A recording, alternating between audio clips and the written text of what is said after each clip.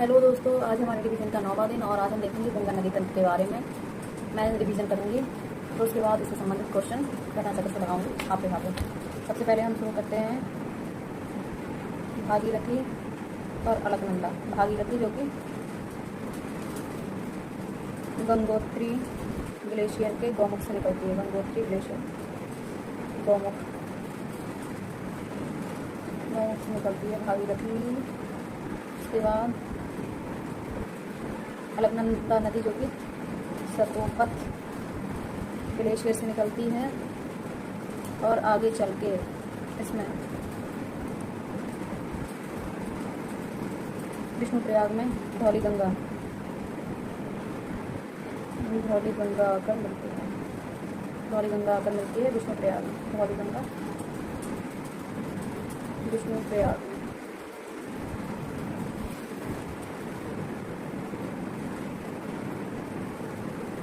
उसके बाद आगे चलने के बाद नंदप्रयाग आएगा। नंदप्रयाग में नंदाकिनी नदी, मंदाकिनी नहीं नंदाकिनी, नंदप्रयाग में आकर मिलते हैं। नंदप्रयाग। उसके बाद आता है कर्णप्रयाग। कर्णप्रयाग में पिंडार नदी कर्णप्रयाग में आकर मिलती है।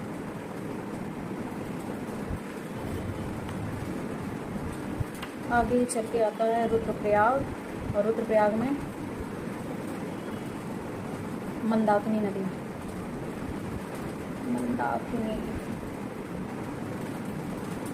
रुद्रप्रयाग में। आगे चल के देवप्रयाग पड़ता है। देवप्रयाग में भागीरथी और अलकनंदा।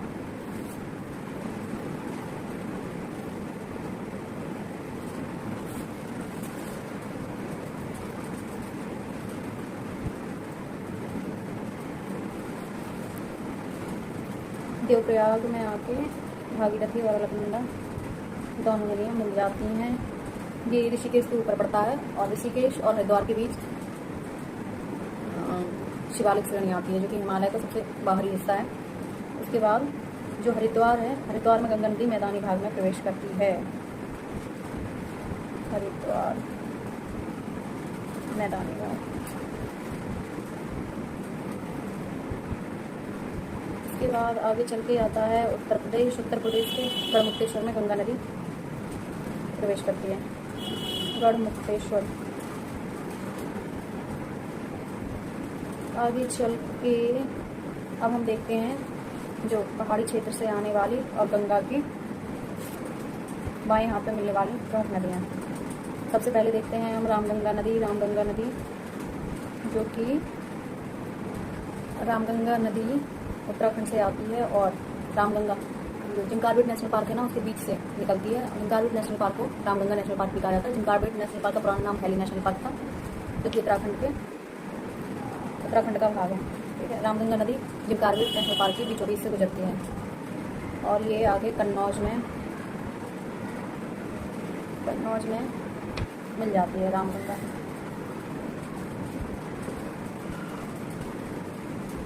उसके बाद हम इधर देखते हैं। आपको देखिए कितना समय है। अभी मैं पूरा आपको दिखाती हूँ जब मैं पूरा खत्म करूँगी। अब आप देखिए इधर ही से उत्तराखंड के यमुनोत्री ग्लेशियर से यमुनोत्री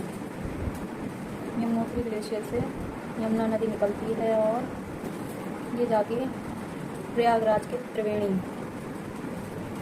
त्रिवेणी मतलब गंगा यमुना सरस्वती 3 नदियों का संगम है। वर्तमान में सरस्वती नदी के बारे में ऐसा कहा जाता है कि वो जमीन के अंदर से प्रवाहित हो रही है। यमुना नदी। अब यमुना नदी की भी सहायक नदियाँ हैं। ये जो यमुना नदी मिलती है वो प्रयागराज में मिलती है। प्रयागराज। यमुना की सहायक नदियाँ हैं चंबल नदी जो कि इटावा में मिलती है। इटावा में यमुना से मिलती है। चंबल नदी जो है वो मध्य प्रदेश की जनापाऊ पहाड़ी से निकलती है और चंबल की प्रमुख सहायक नदियाँ चंबल की हैं शिप्रा और शिप्रा के तट पर उज्जैन है जहाँ महाकालेश्वर का मंदिर है और यहीं पर वो कुंभ लगता है, महाकुंभ 4 जगह लगता है। जैसे नासिक में गोदावरी नदी के तट पर हरिद्वार में गंगा नदी के तट पर, प्रयागराज में गंगा यमुना सरस्वती तीनों के तट पर, और एक क्षिप्रा नदी। उसके बाद बेतवा, ये यमुना की सहायक नदी है। बेतवा चंबल, बेतवा नदी विंध्य पर्वत से निकलती है और हमीरपुर में जाके यमुना से मिलती है, हमीरपुर। अब आते हैं केन नदी के बारे में, जो यमुना की सहायक नदी है। कैमूर,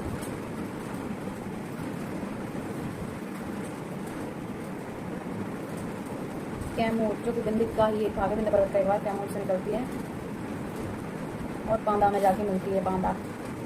बांदा में यमुना नदी से मिलती है।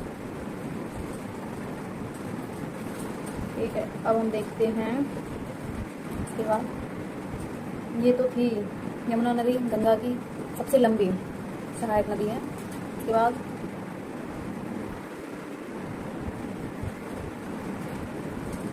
पटना में गंगा की दाएं तरफ से मिलने वाली एक इम्पॉर्टेंट नदी है सोन नदी। सोन नदी जो कि अमरकंटक चोटी से निकलती है, अमरकंटक चोटी से निकलती है। और इसी अमरकंटक चोटी से सोन नदी के साथ साथ नर्मदा नदी निकलती है। लेकिन नर्मदा नदी क्या होता है कि हंस घाटी में बहते हुए अरब सागर में अपना जल गिराती है, जबकि सोन नदी उत्तर पूर्व की ओर बहते हुए गंगा नदी में पटना में मिल जाती है। गंगा नदी में पटना के समीप मिल जाती है। इसके बाद हम देखते हैं गंगा की बाईं ओर से मिलने वाली नदियाँ। ये जो नदी है वो है गोमती नदी। गोमती नदी पीलीभीत से निकलती है, फुलहर झील से। फुलहर झील से निकलती है पीलीभीत।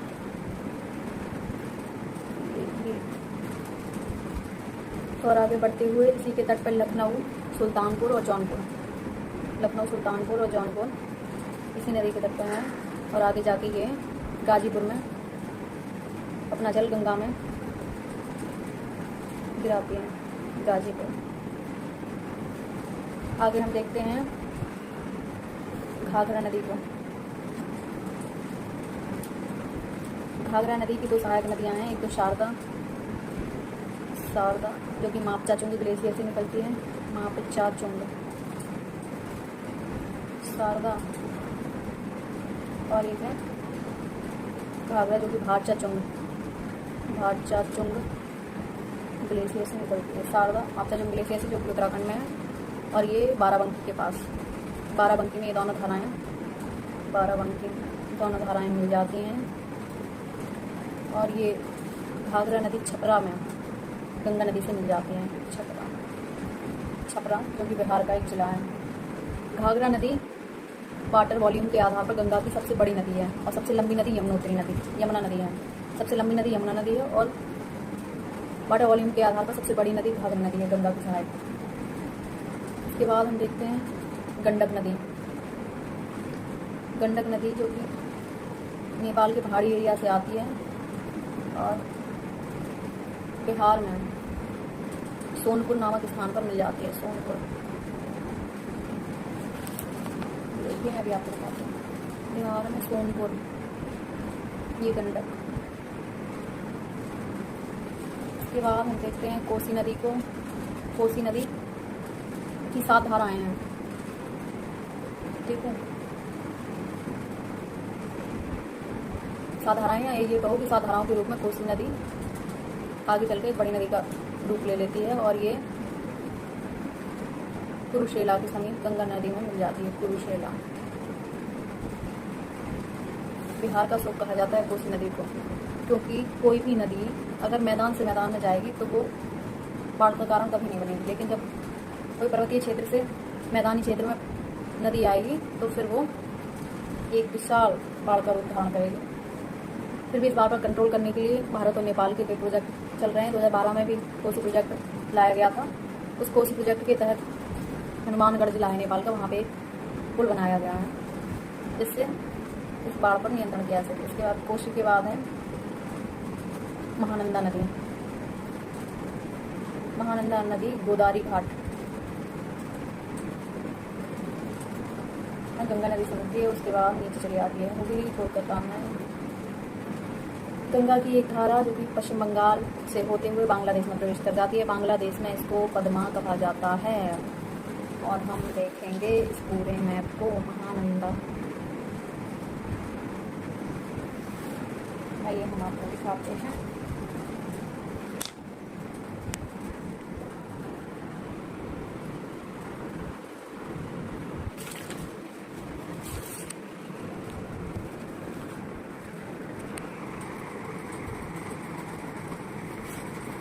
आप इस पूरे मैप को देख सकते हैं।